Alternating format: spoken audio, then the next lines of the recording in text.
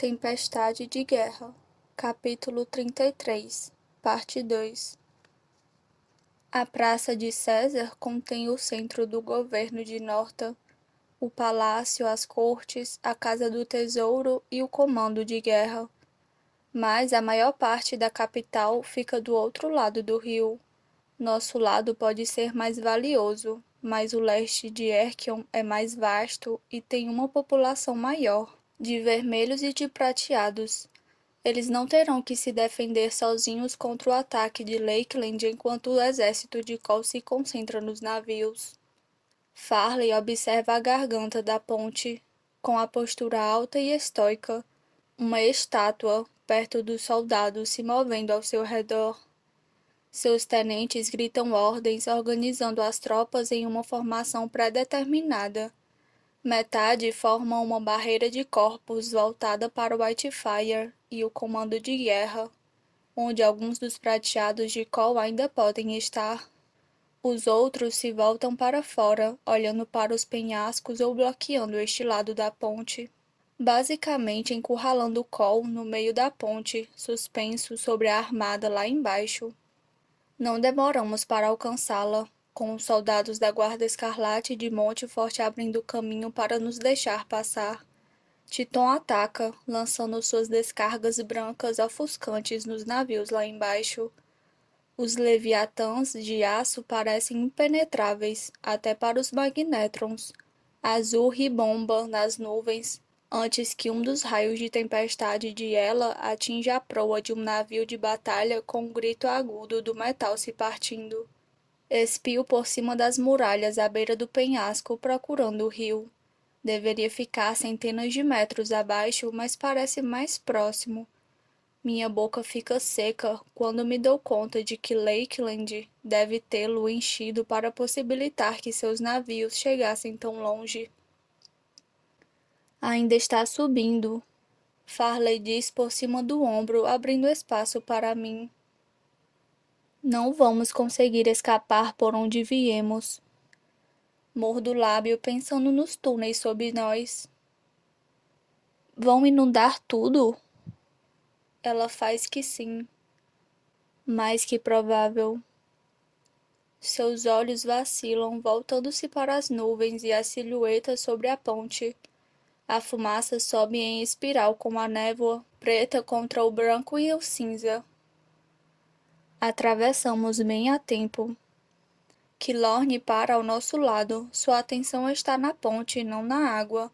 Desta posição estratégica, consigo ver que as forças de Cole não estão defendendo a ponte, mas atacando a partir dela.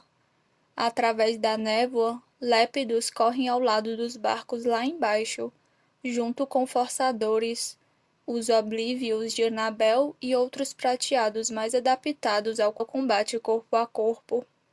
Os calafrios da casa Gliacon parecem estar tendo maior sucesso. Um dos navios de guerra menores está completamente envolto em gelo, paralisado contra os suportes da ponte. Suspiro aliviada quando não vejo o fogo dançando entre os navios, nada além das rajadas explosivas habituais. Cole não está lá embaixo combatendo a armada pessoalmente, ainda. Acha que ele sabe que estamos aqui? Killorn pergunta, ainda olhando para a ponte. Farley cerra os dentes, ela apoia a mão na lateral do corpo, não na arma, mas no rádio afivelado ao quadril. Ele deve estar ocupado com outras coisas. Ele sabe, murmuro, com outro raio roxo cortando o céu.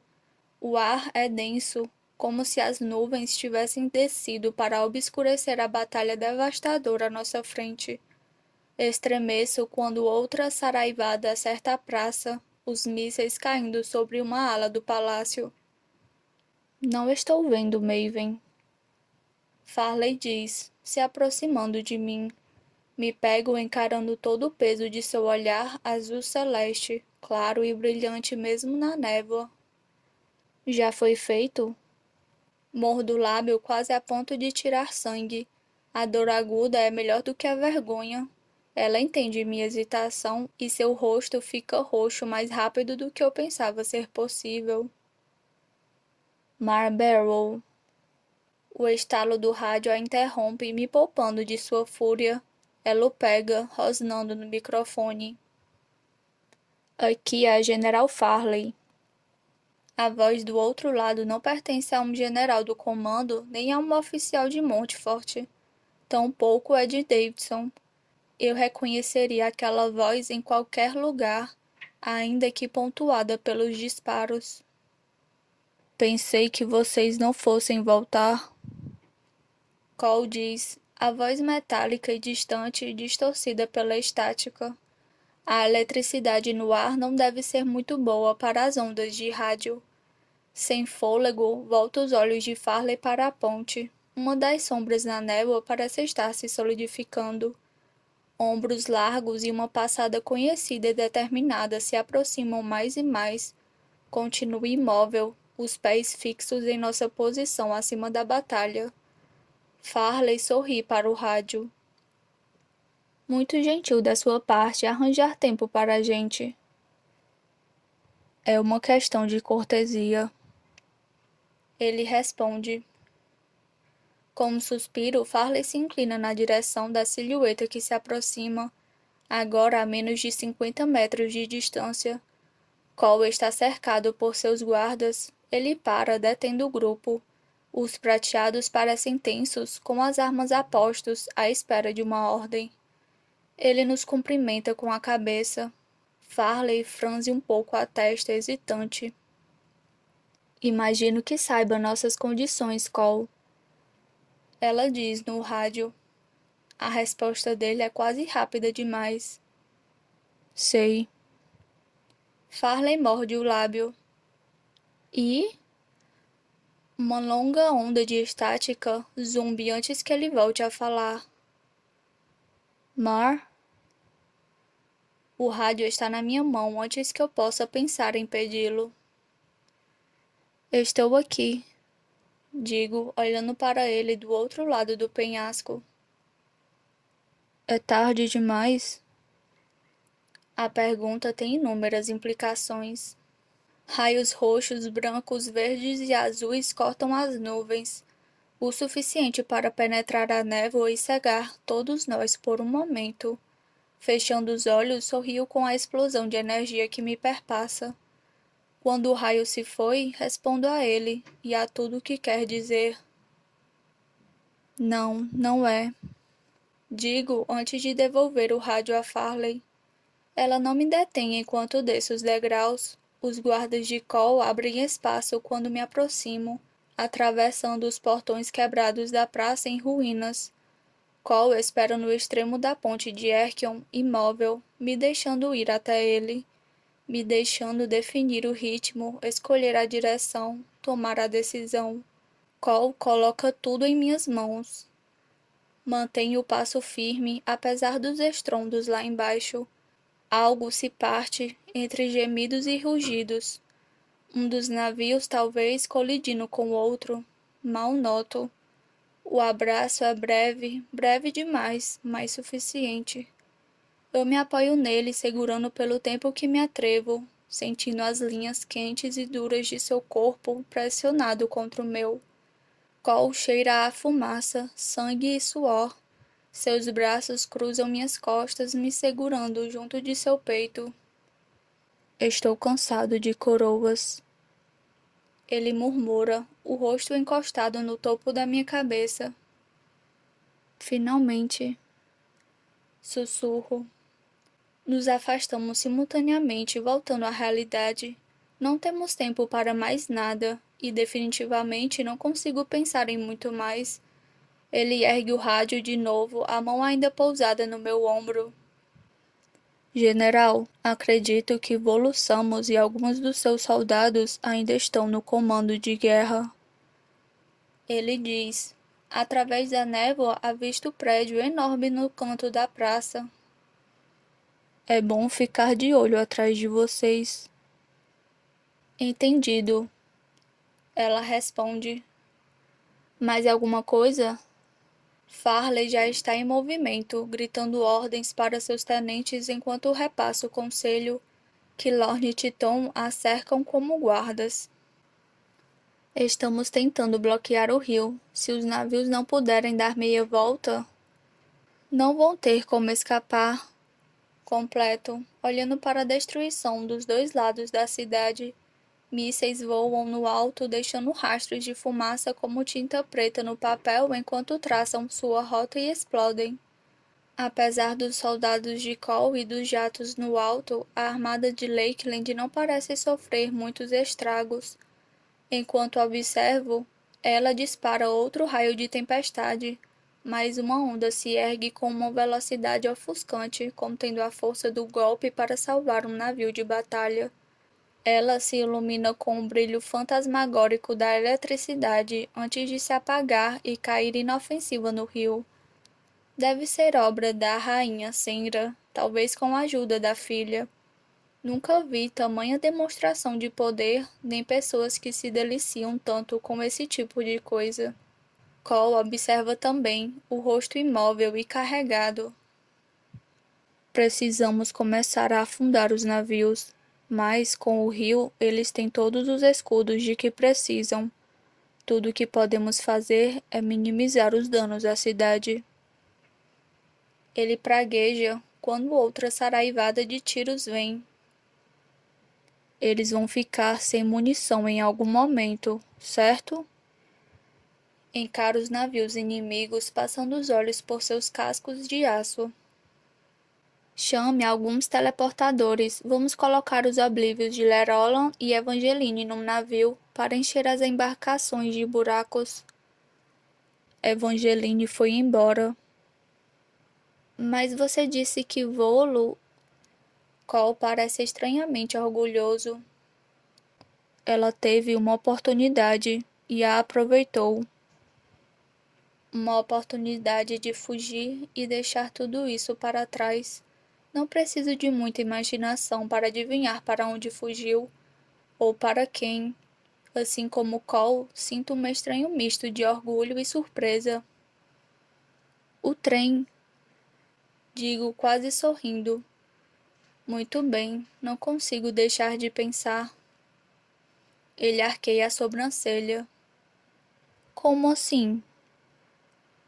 Nos túneis vimos o trem de fuga de Maven passando. Devia ser ela. Dói dizer o nome e faço uma careta. Um gosto amargo enche minha boca. Ele está aqui, aliás. A temperatura ao nosso redor sobe alguns graus. Cole fica boquiaberto. Maven? Faço que sim, o calor sobe as minhas bochechas. Ele nos guiou até a cidade para irritar você. Ainda balbuciando, Cole passa a mão no rosto. Bom, que pena que não posso agradecer. Ele finalmente murmura tentando sorrir. Não riu, sem conseguir fazer muito além de morder o lábio. O que foi? Não adianta mentir. Ele escapou.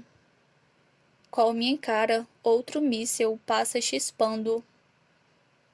É um momento ruim para uma piada de muito mau gosto, Mar. Hesito, baixando os olhos. Não é uma piada. O bracelete em seu punho faísca, e ele produz uma bola de fogo. Furioso, surpreso, exasperado, Cole balança por cima da beirada da ponte, deixando que queime a névoa até se apagar. Então ele está à solta na cidade. Cole vocifera. Fantástico! Fique de olho em Kilorn Farley. Vou encontrá-lo. Digo rápido, colocando a mão em seu braço. As placas de aço que o cobrem parecem ter saído de um forno. Cole me empurra gentilmente, olhando para trás na direção da praça, rangendo os dentes. Não, eu vou. Sempre fui mais rápida que ele. Me solto com facilidade, me colocando entre Cole e a praça. Apoio a palma da mão em seu peito e o seguro à distância de um braço. Você está ocupado agora. Digo, apontando o queixo para a armada logo abaixo. Um pouco. Ele admite. Posso terminar isso. Eu sei.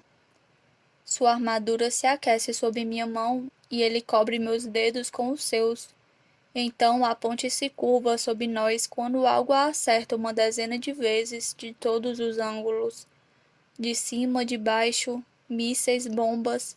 Uma onda quebra sobre os suportes, espirrando água até o andar em que estamos. Com o peso de sua armadura, Cole perde o equilíbrio, se estatelando no chão enquanto luta para ficar em pé. Mas a própria ponte não está em pé. Com seus 3 andares de pedra e aço, ela tomba em direção ao centro, se inclinando para baixo. Não é difícil adivinhar o motivo. Outra explosão vem e uma rajada de escombros despenca, caindo junto com os suportes centrais da ponte. Cole se arrasta com dificuldade, tentando levantar. Eu o seguro. Puxaria se pudesse, mas a armadura dele é pesada demais. Socorro! Grito, procurando os guardas. Os soldados Lerolan não perdem tempo em puxar Cole e colocá-lo em pé. A ponte luta contra nós, caindo mais e mais rápido, bradando contra a própria morte. Grito quando o pavimento cede sob os meus pés, colidindo com o andar inferior, 10 metros abaixo. Caio de lado com tudo, e algo se quebra nas minhas costelas, espalhando teias de dor pelo meu corpo. Silvando, tento rolar no chão e me orientar. Saia da ponte, saia da ponte. Cole está de joelhos, com a mão estendida, não para me segurar, para me deter. Não se mexa. Ele grita com os dedos abertos. Paro no meio do passo, apertando a caixa torácica. Seus olhos se arregalam abruptamente, assustados, suas pupilas dilatadas e escuras. Em vez da armada, nos bombardeando com suas armas, só consigo ouvir uma coisa, como um sussurro, mas pior. A ponte rachando, desmoronando. Cole! Tudo desaba sob nós.